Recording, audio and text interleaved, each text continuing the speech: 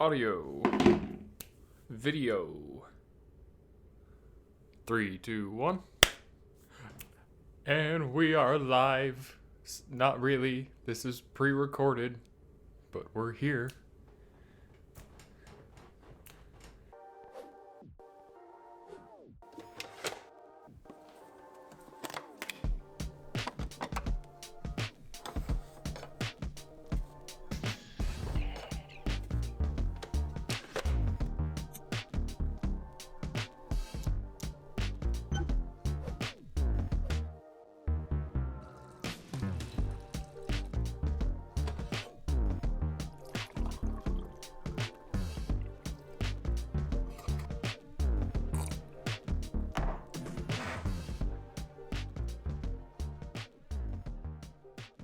Hello, hi, hey.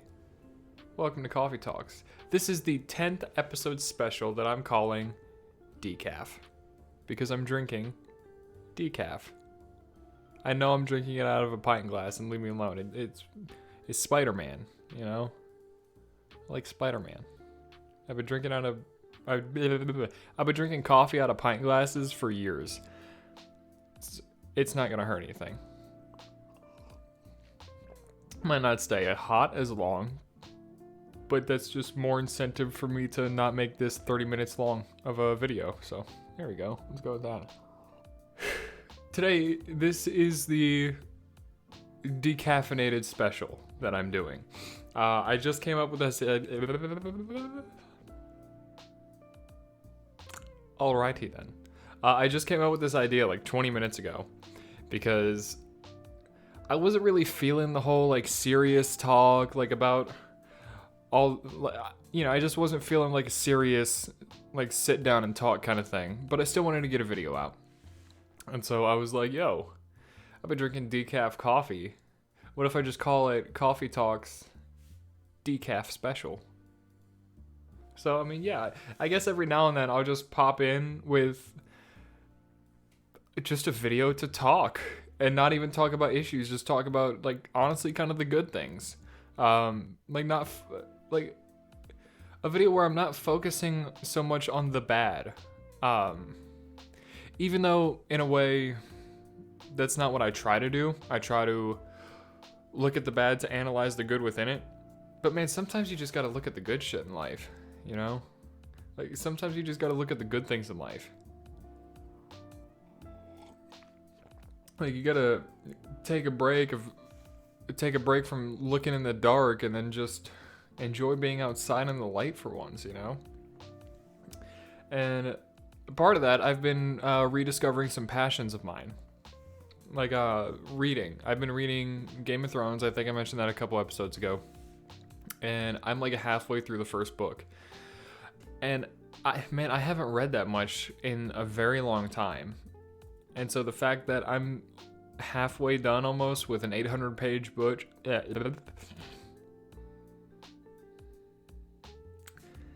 My words are escaping me faster than I can properly say them. Anyway.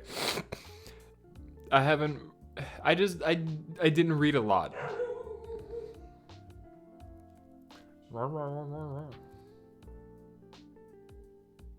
Hopefully that was short-lived. I guess not. Yeah, I've been reading more, which is something I haven't done in a very long time. I've been doing things for myself more. Like, I took a 3-day weekend from work so that way I could actually relax. And so far, that's what I've been doing. I've been allowing myself to relax. And honestly, it feels great. Like, I was watching NCIS for like half the day yesterday. And oh my god, I missed that show so much. I haven't seen it since I was in like high school. And I'm on season 14. Like, I didn't get through, like, I didn't sit down and start from episode 1. No, that's crazy. I started with season 14 because that's the last season. It's on Netflix, and I watched that back in like high school, and so I'm refreshing myself before I get to the new episodes. Whatchamacallit.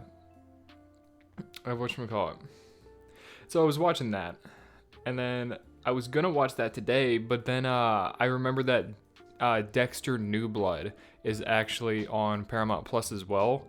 And man, I just remembered how much I loved the first Dexter series, and so I've been watching that today, and it's so good. It's so good.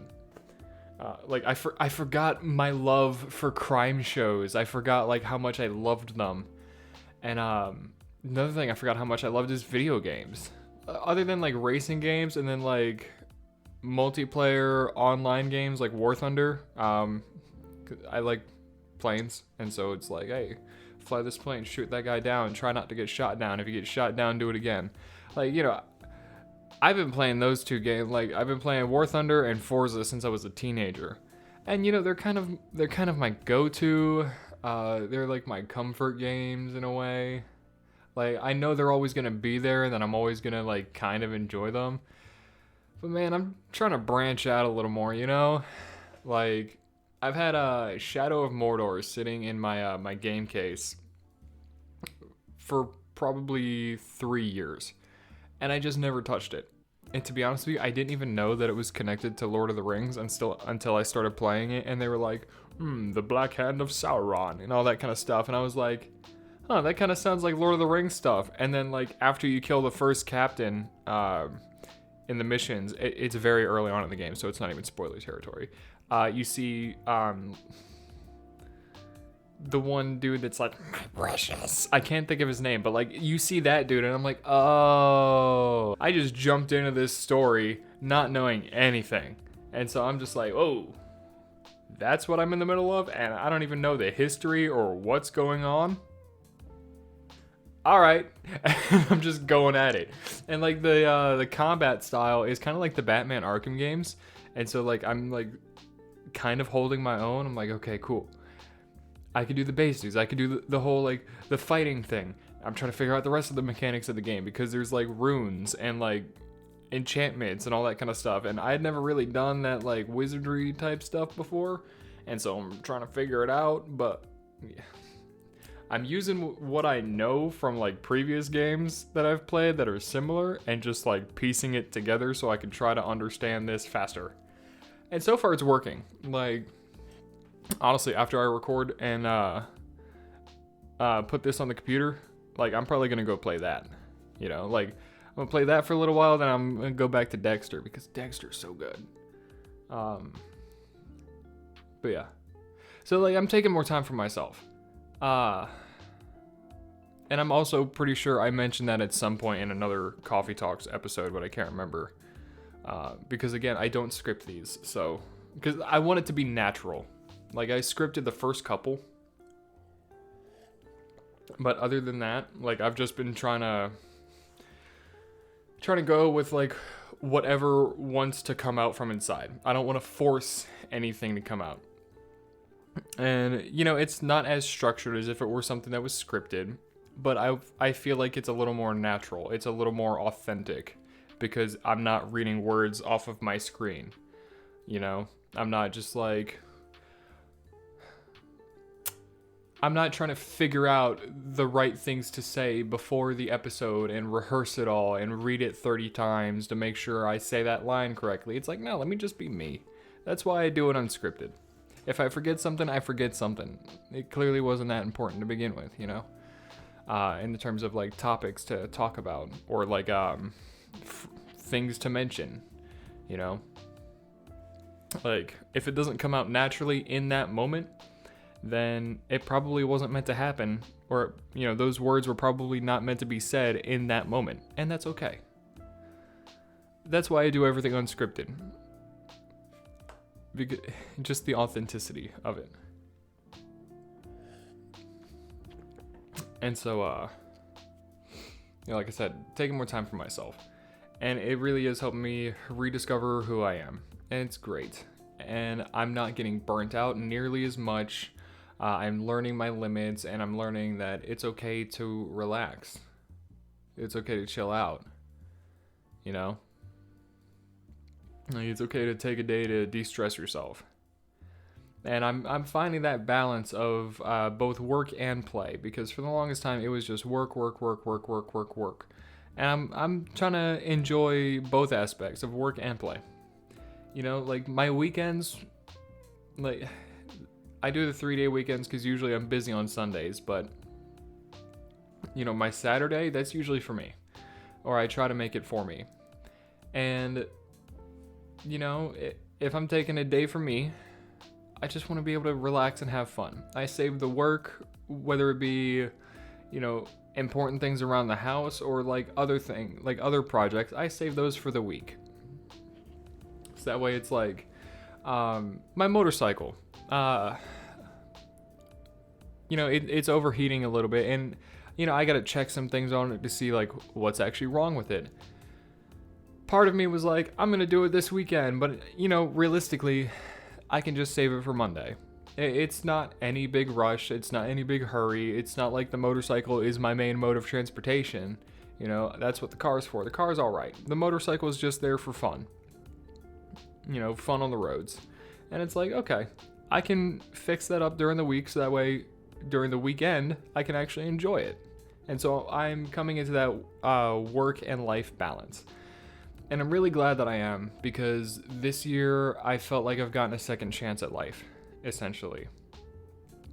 Like with all the things I've been through, over the years that just weighed me down, this has been the year that I've been letting them all go. And I haven't been letting them hold me back anymore.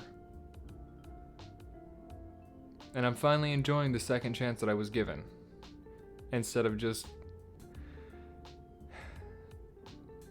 of like downing myself and being like, I don't deserve this second chance. I need to be better. I need to do more. I need to just, nose to the grindstone until there's either no grindstone or no nose left, that kind of thing. It's like, you can't have that, And I feel like a part of that was because I didn't feel worthy of a second chance. But why should I not feel worthy of a second chance? Everybody deserves one. And I'm in my second chance of actually, like, being able to enjoy life now. And it's great, and I'm loving it. I'm loving it so much. I feel like, this is the same kind of feeling same kind of feeling I had when I was about 15. But it's better. Because, now I'm an adult. I could just...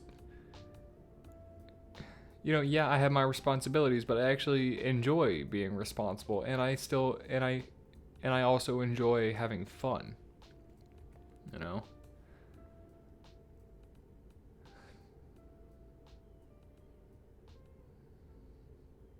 Yeah. Like camera died, even though it was at full charge.